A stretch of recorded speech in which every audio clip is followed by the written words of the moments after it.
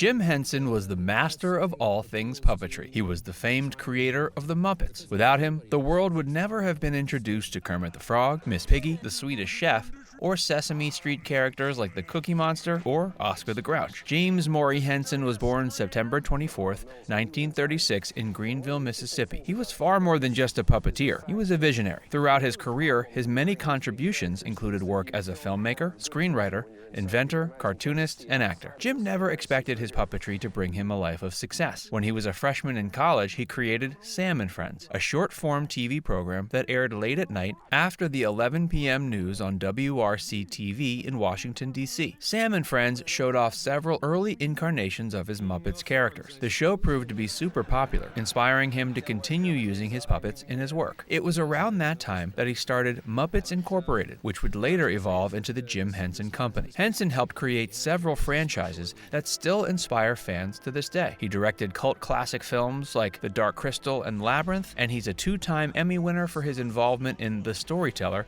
and The Jim Henson Hour. Sadly, he passed away at the age of 53 on May 28, 1990, after a quick bout with bacterial pneumonia. Henson redefined the way the world viewed puppeteers. He developed unique techniques that gave life to his creations in ways that had previously thought to be impossible. By using the camera to frame his puppets with the puppeteers just out of view, he was able to incorporate dynamic movement and living soul into his characters that rivaled the complex CGI effects of today. Today we're going to look at Jim Henson's life and prolific career. It really is a shame he died so young, and it's even more sad what the letters he left behind had to say. We'll get to that in a minute, but just make sure you watch the whole video to learn some truly fascinating facts about one of the world's most cherished entertainers. Jim Henson wrote letters to his family years before he died. Maybe he had some kind of premonition and knew his life might be cut short in some way, or maybe he was just the kind of person who always likes to have their ducks in a row. But either way, 4 years before he passed away, Henson penned 2 letters to his family, only to be opened in the event he died. He wrote one specifically for his children, and the other was for his family and friends. In the letter to his kids, he promised he would watch over them if he could, and left them with one final piece of advice he hoped would touch their hearts. He told them to watch out for one another and to live and forgive everybody. It's a good life, Henson opined. Enjoy it.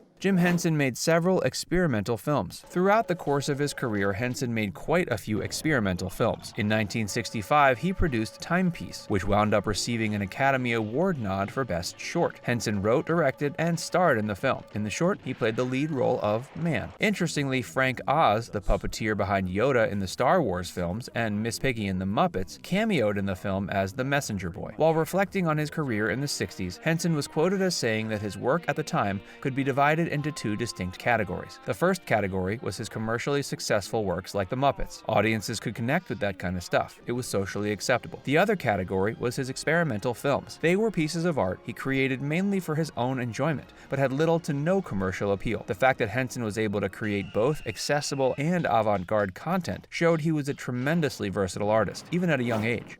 Henson always wanted to open a nightclub. In the late 60s, Henson conjured up an idea for an immersive nightclub he called Cyclia. According to Brian J. Jones, writer of Jim Henson the Biography, the club was meant to be a unique experience where film, dance, and music would come together synergistically to form a fully encapsulating experience. He wanted to project his experimental films on the walls and ceilings and have all the visuals timed with the music. He was ahead of his time. Today you can find such clubs all over the place, but we're quite sure that Henson's take on the concept would have been unique and out of this world. Unfortunately, the club concept never really took off, but the Jim Henson Company has published some of the visualizations intended for use in the club on YouTube. Hey, by the way, if you're enjoying this video so far, show us some support by giving it a like and subscribing to our channel. And keep watching to see how Jim Henson developed characters like the Cookie Monster, Rolf the Dog, and Kermit the Frog. The original Kermit the Frog was made from tattered old coats and ping pong balls. Kermit made his debut in 1955 on the Sam and Friends show. Henson won his first Emmy thanks to that show. The characters and puppets were created by Henson and his buddies over at the University of Maryland. Some of the characters featured on that short late-night show ended up evolving into Muppets. Kermit was actually constructed out of old coats that were given to Henson by his mother, combined with hand-painted ping pong balls. Henson referred to Kermit as his alter ego, although he explained Kermit was a tad bit snarkier than he was. Later on, Kermit would also make an appearance on Sesame Street when the program debuted in 1969.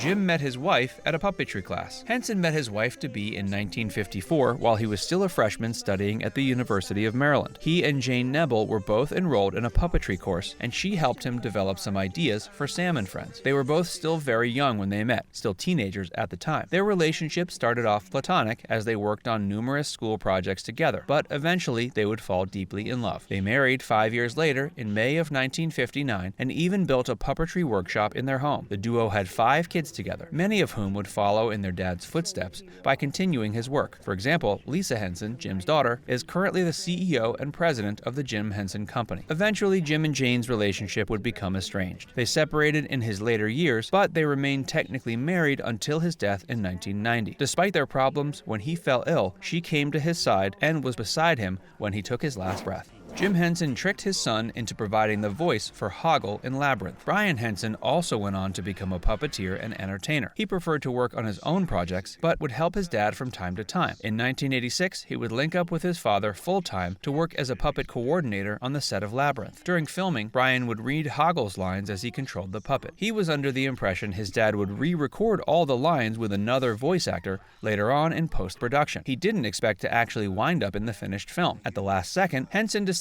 to keep his son's voice. Brian initially protested, saying that his voice was hardly a believable English accent, but that didn't matter to Jim. He liked how weird his son's voice was. It was too good to pitch. Some of his characters were initially two-dimensional. While Jim was in high school, he joined the yearbook committee. It was there he started experimenting with drawing and illustrating. He wrote a short comic strip for the yearbook that incorporated several characters that would eventually become puppets on Sam and Friends. That's precisely how Pierre the French Rat was born. Pierre was one of the first puppets Henson would ever design. The original puppet is actually on display at the Jim Henson Company archives and is sometimes presented in traveling exhibits. The yearbook comic strip Pierre the French Rat Visits NHS was later republished in the book Jim Henson's Designs and Doodles in 2001. Some of Henson's work in advertising gave birth to classic characters. After producing the Oscar-nominated short Timepiece, Henson became somewhat of a hot item to advertisers and producers of other TV programs. After Timepiece and Sam and Friends, Henson worked on quite a few commercials and developed several puppets to help sell the products. He came up with the character named the Wheel Stealer for a snack food advertisement that eventually morphed into the Cookie Monster. For a dog food ad, Henson came up with Rolf the dog. Jim Henson might have died some 30 years ago, but his legacy lives on. The Jim Henson Company continues to produce films and TV shows. You can stream Fraggle Rock, Rock On Apple TV, The Dark Crystal, Age of Resistance is on Netflix, and Guillermo del Toro is working with the production company on a stop-motion dark musical fantasy adaptation of Pinocchio that's planned for 2021. And of course, the Muppets are going to be around for years to come. Muppets Now, an improvisational sketch comedy show, premiered on Disney Plus on July 21st, 2020. We want to know who your favorite Muppet is. My favorite is Pepe the King Prawn,